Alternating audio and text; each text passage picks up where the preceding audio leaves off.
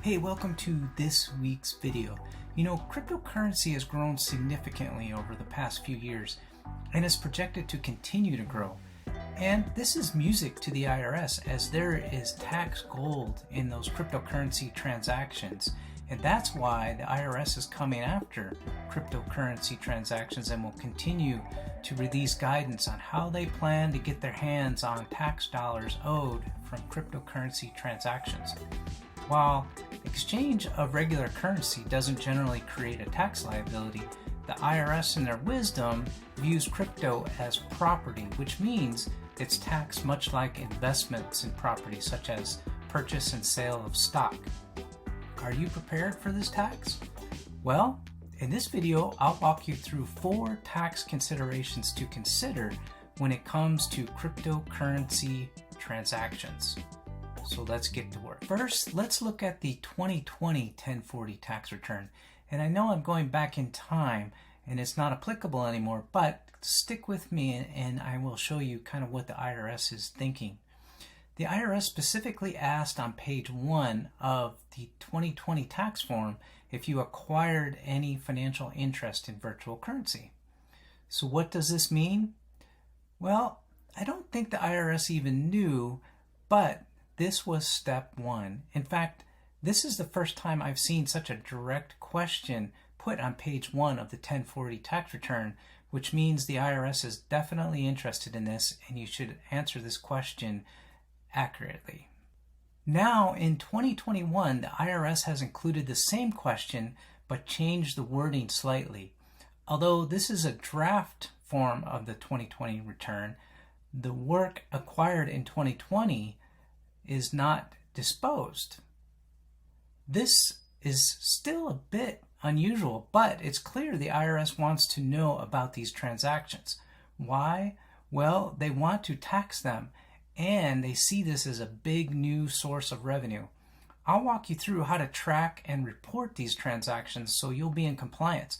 But it's good to know that the rules by the IRS related to cryptocurrency will most likely significantly change. So it's best that you work with your tax advisor to understand exactly how the most current rules will impact you. And of course, you can reach out to us as well. So keeping track of all your cryptocurrency transactions and dispositions is critical. That's why the only way the IRS gets an accurate accounting of how much you originally paid for the digital asset and whether it was sold at a profit or loss. If you haven't been doing that, you're in luck. All you need to do is to link the crypto trading exchange you use with one of the crypto tax tracking softwares that's available.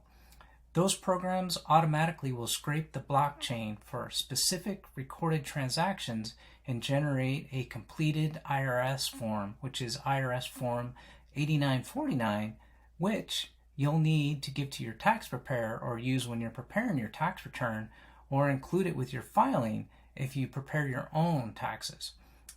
2 easy to use crypto tax services you might consider are TaxBit and CoinTel. Neither one that I'm affiliated with, but you might want to check those out. Currently, the IRS categorizes crypto as property, so they're considered short-term and long-term capital gains when you sell the digital currencies. Basically, if you hold a crypto for less than a year, you'll pay short-term gain that ranges anywhere between 10 and 37% as of this writing, based on your income tax filing status.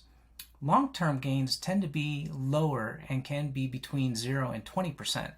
Your accountant will know all these specifics. Don't hesitate to reach out to us as well and we can help you with it. Right now, cryptocurrencies aren't covered by what's called the wash sale rule that stocks are. The recent crypto downturn provides an opportunity to harvest deductible tax losses that can be carried over for years. Say you bought Bitcoin at a market peak of more than $69,000 per coin in October. You can sell those assets at a price of today of $48,732 per coin, for example. That transaction would be logged as a loss on the blockchain. you can then turn around and immediately repurchase the same number of coins you just sold. Basically, you still own the same number of coins before the sale, but you've just locked in a deductible loss that can be spread out for years. While you're not allowed to do this with stocks because of a required repurchase waiting period, which is 30 days, it's a legal loophole for now for crypto that's still available. But my guess is this will likely be closed soon and maybe even in the current year. So check again with your tax advisor before making these trades. Generally speaking, you're taxed on the crypto you've earned or the disposition of your digital assets.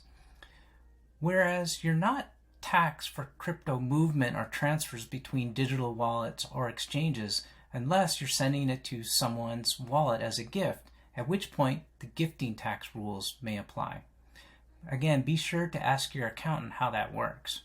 The IRS has a fairly comprehensive FAQ section that outlines a range of transaction scenarios that are worth reviewing for anyone who owns, earns, or trades virtual currencies. And again, reach out to your tax advisor or feel free to reach out to us as well. So in summary, track your transactions. It's very important.